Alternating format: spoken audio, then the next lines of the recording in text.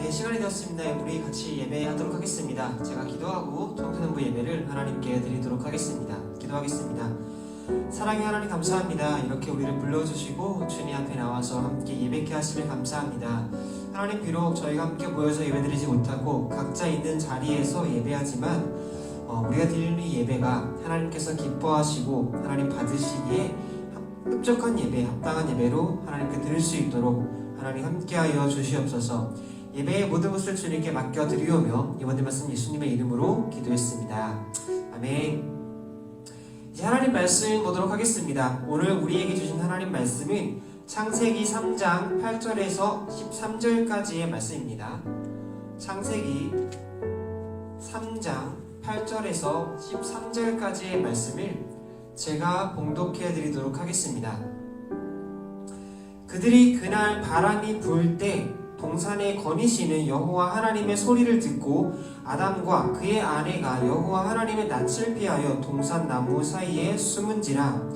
여호와 하나님이 아담을 부르시며 그에게 이르시되 네가 어디에 있느냐? 이르되 내가 동산에서 하나님의 소리를 듣고 내가 벗었으므로 두려워하여 숨었나이다. 이르시되 누가 너의 벗었음을 내게 알렸느냐? 내가 내게 먹지 말라 명한 그 나무 열매를 내가 먹었느냐? 아담이 이르되 하나님이 주셔서 나와 함께 있게 하신 여자 그가 그 나무 열매를 내게 주므로 내가 먹었나이다. 여호와 하나님이 여자에게 이르시되 네가 어찌하여 이렇게 하였느냐? 여자가 이르되 뱀이 나를 꿰므로 내가 먹었나이다. 아멘.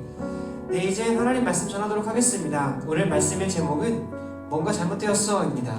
뭔가 잘못되었어. 네, 이 제목의 말씀으로 하나님 말씀 선포할 때 큰 은혜 있기를 주님의 이름으로 축복하고 소망합니다. 벌써 또 이렇게 한 주가 이제 지나가고 주일이 또 되었습니다. 하나님 앞에 다시 예배를 드리는 거룩한 날이죠. 바라건대 여러분이 드리는 이 영상으로 드리는 예배가 하나님께서 기뻐하시는 예배 되었으면 좋겠어요. 비록 예배의 형태는 달라졌지만 여전히 하나님은 예배를 받으시기에 마땅하신 분이시며 합당하신 분이십니다. 그렇기 때문에 자리와 장소와 형태에 상관없이 우리는 전심으로 하나님께 예배합니다. 그렇게 예배드리는 청소년부 되기를 소망합니다. 이제 말씀으로 조금 들어가도록 하겠습니다. 오늘 말씀은요, 창세기 3장 말씀이에요. 사실은 창세기 3장뿐만 아니라 창세기 1장도 조금 다루고 싶어요. 근데 창세기 3장은 특별히 우리에게 죄가 들어와서 우리가 하나님과 관계가 끊어지는 그 일을 기록하고 있어요. 죄에 대해서 이야기를 하고 있죠.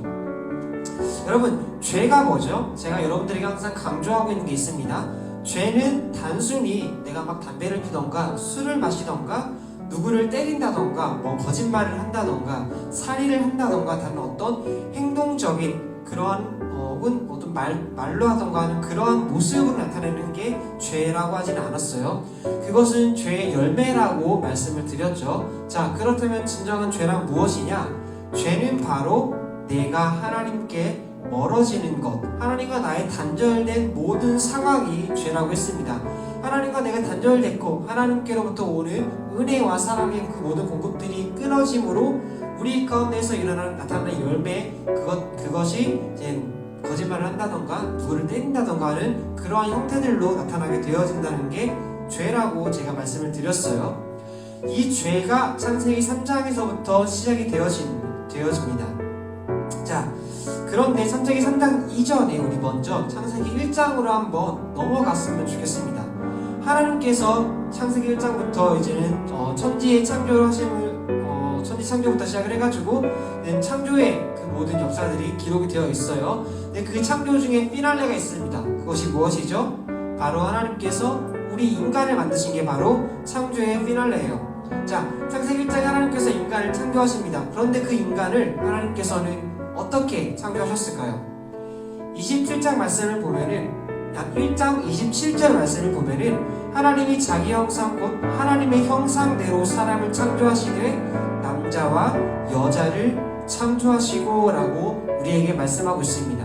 다시 말해서 우리는 모든 인간들은 하나님의 형상대로 창조되었다는 거예요. 남자건 여자건 할 것 없이 모든 인간들은 하나님의 형상대로 창조되었다고 합니다. 자, 그렇다면은 하나님의 형상은 과연 무엇일까요? 단순히 우리의 외적인 어떠한 모습, 이런 생김새를 두고선 성경은 형상이라고 말하고 있지 않아요. 왜냐하면 우리 모든 사람들은 일단 생긴 게 다 다르기 때문이에요. 성격도 다르죠. 자, 그렇다면은 하나님의 형상이란 과연 무엇일까요? 그것은 바로 하나님의 성품을 우리에게 말하고 있다는 거예요.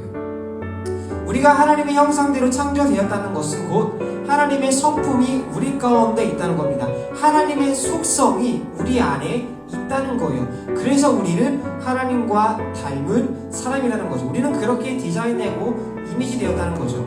하나님의 속성과 성품이 우리 가운데 있다는 겁니다. 그 속성과 성품 바로 사랑이에요. 사랑. 물론 자비가 있을 수도 있고 긍휼이 있을 수도 있고 오래 참음이 있을 수도 있고 여러 가지 선한 속성들이 우리 가운데 있고 그것들을 생각할 수 있겠지만 그 모든 것들을 다 하나로 압축하자면 하나가 나오는데 그것이 바로 사랑이라는 겁니다.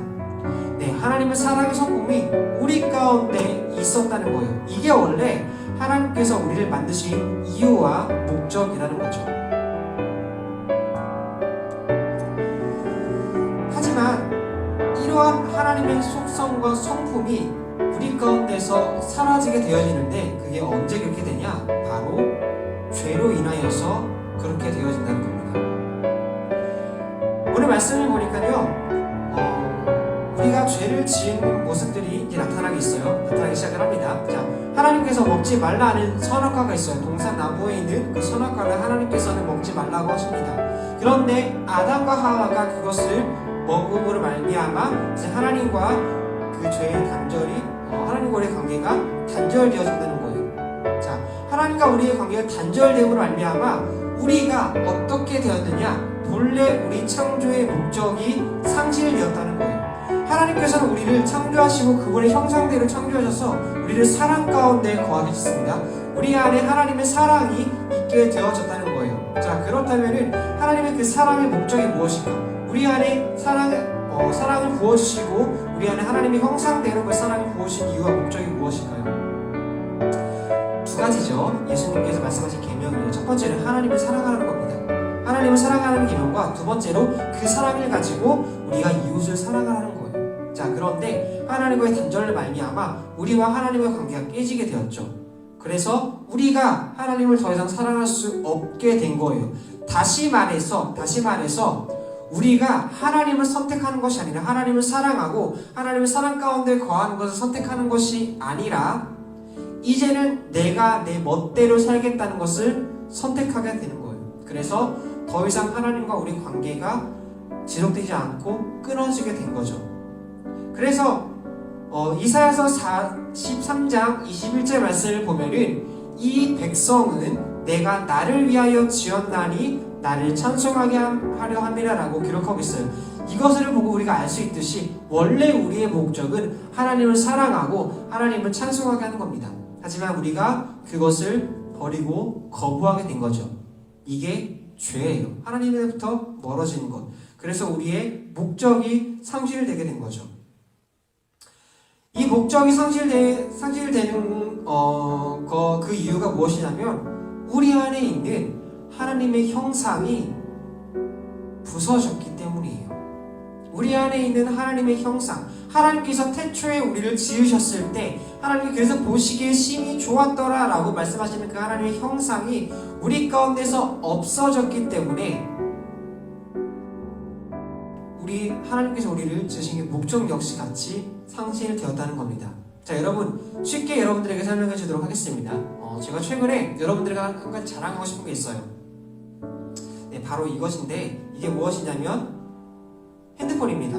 네, 새로 나온 핸드폰이고요. 저 광고하지 않습니다. 자, 이 핸드폰이 있는데 이 핸드폰은 접히는 핸드폰이에요. 네, 접히는 핸드폰이고 그런데 이 핸드폰에 기능이 있어요. 핸드폰의 기능 중 하나가 바로 접히는 거죠.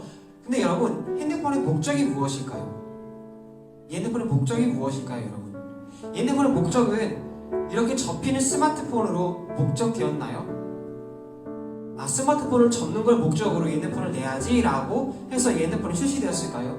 아니에요. 핸드폰의 목적은요 접히는 게 아니에요. 물론 요즘에 핸드폰이 너무 좋아져가지고 이것 말고도 훨씬 더 많은 기능들이 추가가 되고 있죠. 엄청나게 좋은 화질의 카메라가 있을 것이고, 그 다음에 또 웬만한 컴퓨터보다 좋은 그러한 성능을 가지고 있어서 게임도 되게 잘 돌아가고요. 핸드폰을 가지고 못하는 것들이 없어요. 영화도 볼 수 있고 영상도 들을 수 있고 고음질 음악도 들을 수가 있죠. 하지만 그 모든 것들이 핸드폰의 목적이 아니라는 거예요. 단순히 핸드폰에 부과되는 기능과 옵션들이지 핸드폰의 참된 목적이 아니라는 겁니다. 자, 여러분, 핸드폰의 참된 목적은 무엇이죠? 바로 전화하는 거예요. 연락하는 거예요. 휴대전화잖아요. 우리가 휴대하기 쉽게, 그리고 언제 어디서나 마음껏 전화하고 연락할 수 있게 하는 것이 바로 핸드폰이고, 거기에 목적에 맞게 설계되었다는 거예요. 이 목적이 없다면, 이 기능이 없다면, 전화할 수가 없는 핸드폰이라면 그거는 더 이상 핸드폰으로 할 수가 없게 되는 거죠. 카메라요. 핸드폰 카메라가 아무리 좋다고 해서 여러분, 전문가들은 핸드폰 카메라를 사시는 것이 아니라 훨씬 더 좋은 디지털 카메라 DSLR을 사시는 책습니다. 게임이요. 핸드폰에 있는 게임 어지간하면 컴퓨터로 다 돌아가고요. 컴퓨터에 있는 게임 당연히 핸드폰에 있는 것보다 훨씬 더 고사양으로 즐길 수가 있어요. 뿐만 아니라 진짜 게임을 즐기고 싶다면 핸드폰이 아닌 플레이스테이션이나 위를 사거나 컴퓨터를 새로 사는 거 하겠죠. 굳이 핸드폰을 가지고 카메라 때문에 핸드폰을 사는 것이 아니고 굳이 게임을 하려고 핸드폰을 사는 것이 아니라는 거예요. 그 모든 것들을 그저 부가적인 옵션일 뿐이죠. 없으면 조금 서운하거나 조금 없으면 불편한 정도의 그런, 진정한 핸드폰의 목적은 전화를 받는다는 거예요. 마찬가지라는 거예요. 하나님께서 우리를 창조하신 진정한 목적과 이유가 우리가 잘나서 잘되게 하는 것이 아니고, 우리가 어떤 능력을 가지고 무언가를 일을 하는 것이 아니라 하나님의 형상대로 서로 사랑하고 하나님을 사랑하고 그것으로 하나님을 찬송하게 하는 것이 우리를 창조하신 하나님의 목적이라는 거죠. 하지만 그것이 어떻게 되었어요? 오늘 우리로 하여금 하지 못하게 한다는 겁니다. 무엇 때문에? 내가 우리와 하나님의 관계의 단절로 인하여서요. 말씀을 보세요. 그들이 아담과 하와가 죄를 범합니다. 죄를 범하고 이제는 바람이 불때 동산에 거니시는 여호와 하나님의 소리를 들었대요. 하나님께서 오시는 소리를 듣고 하나님께서 그들을 부르는 그 음성을 들은 거예요. 그때 이들의 반응이 어땠죠? 9절 말씀에 하나님께서 아담을 부르시며 그에게 이르되 네가 어디에 있느냐? 8절 말씀에 보니까 아담과 그의 아내가 여호와 하나님의 낯을 피하여 동산 나무 사이에 숨었대요. 여러분, 이거는 하나님께서 목적하시는 그 이유와 창조의 목적이 아니라는 거예요. 하나님께서는 우리와 함께하기를 원하셨습니다. 우리와 컨택하기를 원하셨어요. 우리와 커뮤니케이션 하기를 원하셨어요. 근데 죄를 하나님을 찾아왔을 때 기꺼이 하나님 앞으로 나아가는 것이 아니라 하나님을 피해 숨게 되었다는 거예요. 더 이상 하나님을 사랑하지 않고 더 이상 하나님을 찬양하지 못하게 앉게 된 거죠. 여러분, 이뿐만 아닙니다. 우리의 안에 있는 속성이 사랑이라고 했어요. 내 이웃을 사랑하는 그러한 모습입니다. 결국엔 하나님한테 발각되어가지고 이제 아담과 하와가 하나님 앞으로 나아갑니다.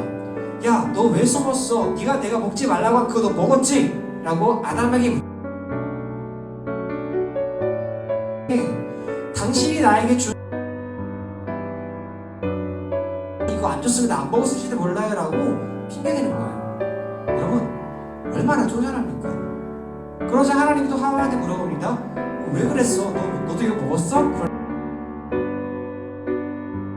이게 저 뱀 때문에 뱀이 나를 꼬셔가지고 제가 먹었어요 라고 이야기하는 거예요. 여기 안에 사랑이 있나요? 아니요, 이 안에 사랑이 없습니다.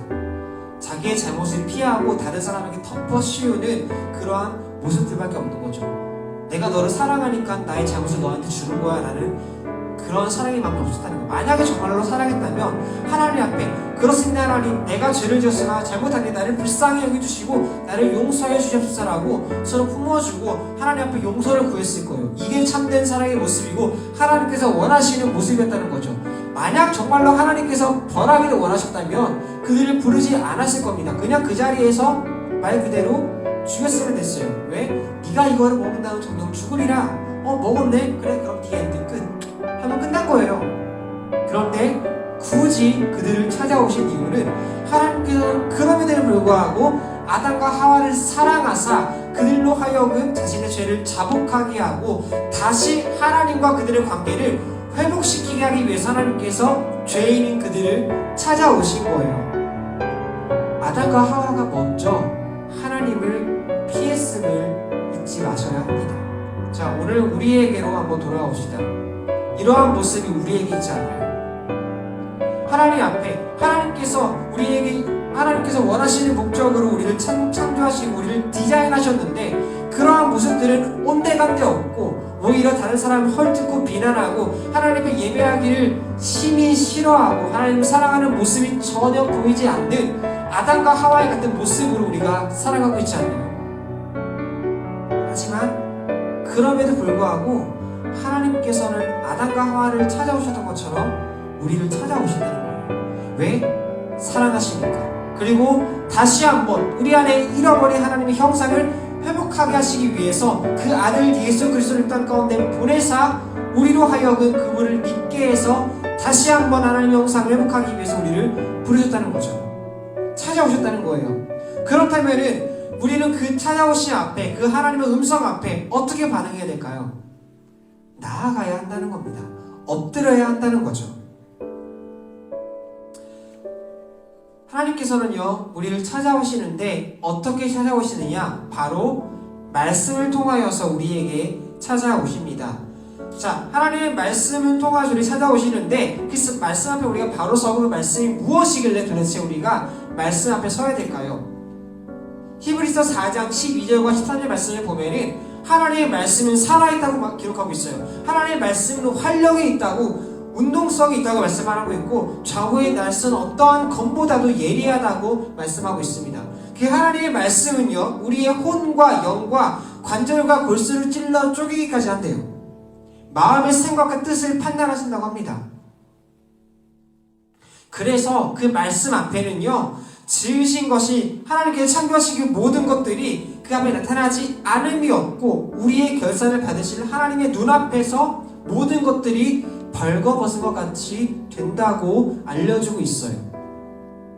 하나님은 말씀을 통하여서 우리에게 다가오신다는 거예요. 여러분, 그래서 우리가 말씀을 읽어야 되고요, 그래서 우리가 말씀 앞에 나가야 된다는 거예요. 왜냐고요? 말씀은 우리를 쪼개거든요. 말씀은 우리를 부셔버리거든요. 말씀은 우리를 우리 가운데 있는 내 자아를 죽이는 역할을 하거든요. 그래서 내 안에 가득했던 세상과 내 안에 가득했던 내가 없어지고 비워지게 하는 것이 바로 말씀의 능력이라는 거예요. 그런데 우리는 이 말씀을 참 읽기 힘들어하죠. 말씀은 참 읽기 어려워해요. 여러분, 가만히 생각해보면은 우리가 말씀을 읽기 어려워하는 이유가 있습니다. 말씀이 재미없어서요? 물론 그것도 하나의 이유가 될 수 있겠지만은 여러분, 말씀은요, 읽으면 읽을수록 재밌습니다. 말씀은 읽으면 읽을수록 신기합니다. 말씀은 읽으면 읽을수록 우리에게 새로운 것들을 보여주게 돼요. 그 말씀은 하나님을 증거하기 때문이에요. 자, 이렇게 재밌고 새로운 말씀을 우리가 단순히 재미없다는 이유로 읽지 않는 것이 아니라는 거예요. 우리가 말씀을 읽지 않고 말씀 앞에 서지 않는 이유는 그 말씀이 나를 정죄하는 것 같아서, 그래서 우리가 그 말씀을 피하는 거예요. 마치 아담과 하와가 하나님을 피했던 것처럼, 하나님께서 그들이 왔을 때 딱 그 하나님 오시는 소리를 들었을 때 아담과 하와가 어떤 생각이 들었을까요? 하나님이 정말 우리를 죽이실까? 벌하시려고 오신 건가? 두려운 마음이 들었을 거예요. 정죄받는 기분이잖아. 말씀을 보면은요, 오늘 히브리서 4장 14절 말씀처럼 하나님의 말씀 앞에 우리가 모든 것들이 다 벌거벗어지는 것처럼 보여지기 때문에 우리의 죄성, 우리의 악함, 우리의 더러운 것들이 모두 다 하나님 앞에 보여지게 되는 거예요. 비춰지게 되는 거죠. 그래서 그 말씀 앞에 서기에는 내가 너무 부담스러운 거야. 너무 죄송스러운 거죠. 하나님, 나 어떻게 말씀 앞에 서겠어요? 그래서 나 말씀 안 읽을래요. 하나님 말씀을 통해서 나를 벌하시잖아요. 나에게 찔림을 주잖아요. 나 그래서 왜 말씀 읽기 싫어? 말씀 앞에 서고 싶지가 않아요 라고 이야기하는 거죠. 하지만 여러분, 말씀은 우리를 정죄하는 것이 아니에요.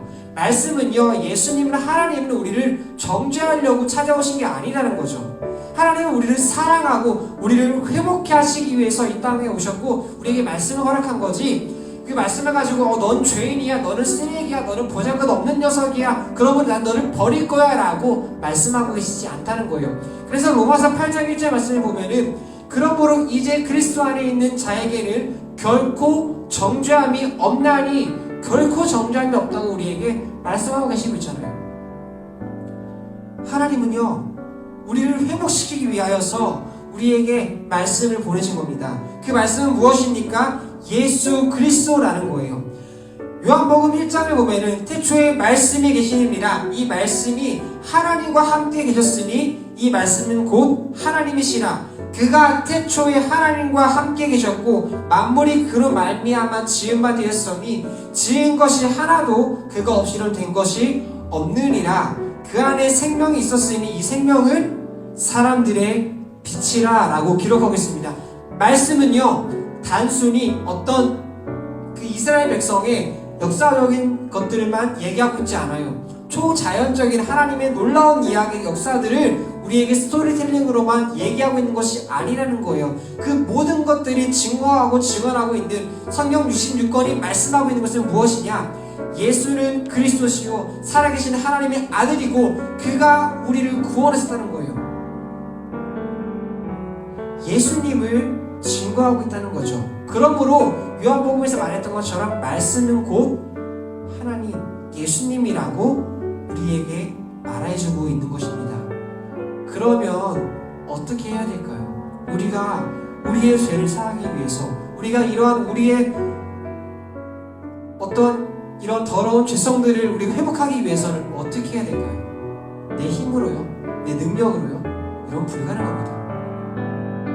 예수님 앞으로 나아가야 한다는 거죠. 어떻게요? 이 말씀을 통하여서 우리가 예수님 앞으로 나아가야 한다는 겁니다.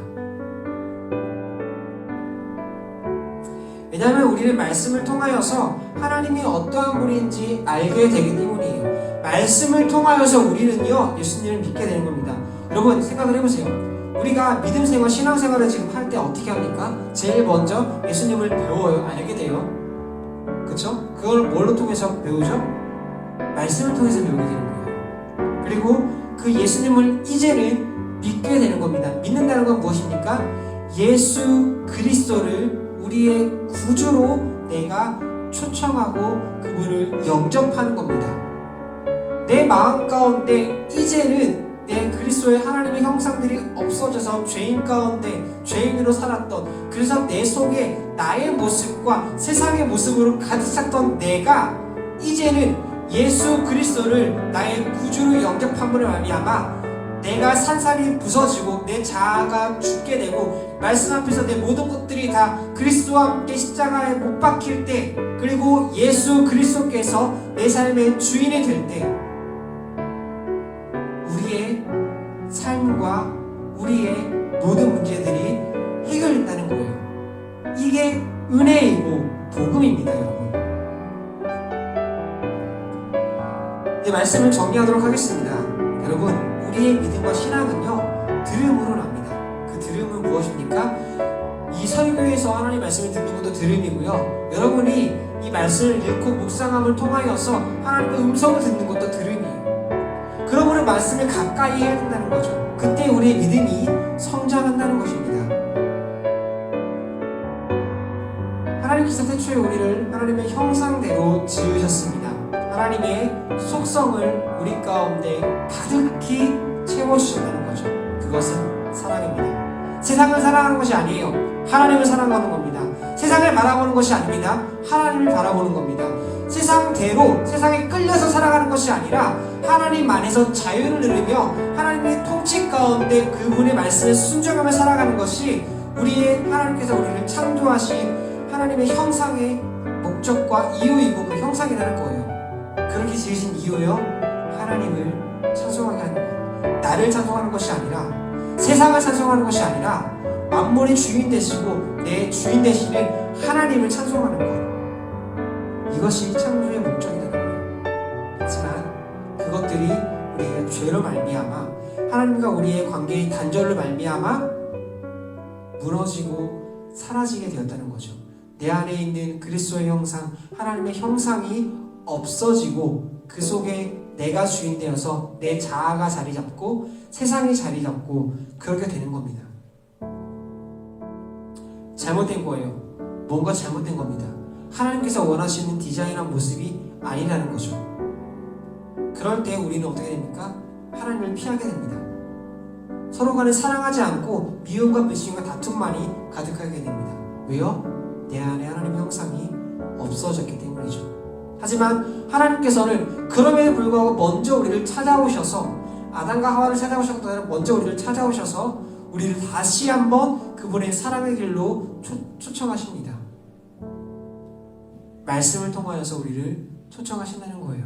그 말씀 앞에 우리는 바로 서고 예수 그리스도를 우리 마음 가운데 구주로 영접해서 다시 한번 하나님의 사랑으로, 다시 한번 하나님의 형상으로, 다시 한번 그리스도를 우리 마음 가운데 품어서 그분의 형상을 회복하면서 주님의 참된 자녀되는, 하나님께서 보시기에 참 좋았더라, 찬양팀 이름이죠. 토브 메오드, 보시기 심히 좋았더라는 그 모습으로 거듭나는, 새롭게 되어지는 그런 청소년부 되기를 주님의 이름으로 축복하고 소망합니다. 기도하도록 하겠습니다. 사랑의 하나님 감사합니다. 오늘 우리를 이렇게 함께 주님 앞에 나와서 예배케 하심에 감사합니다. 특별히 하나님, 이 시간 우리가 말씀에 대하여서, 그리고 하나님 복음에 대하여서, 그리고 태초에 하나님께서 우리를 창조하신 그 목적과 이유에 대해서 함께 나누었습니다. 우리를 하나님의 형상에 따라 창조하셨지만 우리가 하나님을 거부하고 우리가 하나님을 미워함으로 말미암아 하나님과의 관계에 단절이 생겼고, 그로 말미암아 우리 가운데 있는 하나님의 형상이 사라지고 그 속에 나의 자아와 세상을 사랑하는 모습들만 가득함을 우리가 깨닫게 되었습니다. 하나님, 그럼에도 불구하고 나를 사랑하셔서 독생자 예수 그리스도를 아낌없이 우리에게 보내주신 하나님, 내가 그 주님 앞에, 그 말씀 앞에, 그 복음 앞에 다시 나아갑니다. 하나님, 내 안에 있는 자아를, 내 안에 있는 세상을 사랑했던 그 마음들을 십자가에 지금 못 박습니다. 하나님, 내 안에 잃어버린 하나님의 형상을 다시 한번 회복시켜 주시고 우리가 다시 한번 하나님께서 본래의 목적대로 창조하신 그 목적으로 우리가 올바르게 서서 하나님을 찬양하며 하나님을 기뻐하며 하나님을 사랑하며, 그런 말미암아 하나님께서 기뻐하시는 보시기 심히 좋은 주님의 자녀의 모습으로, 그러한 모습으로 온전히 서갈 수 있도록 함께하여 주시옵소서. 시간 결단합니다. 이 모든 말씀 예수님의 이름으로 기도했습니다.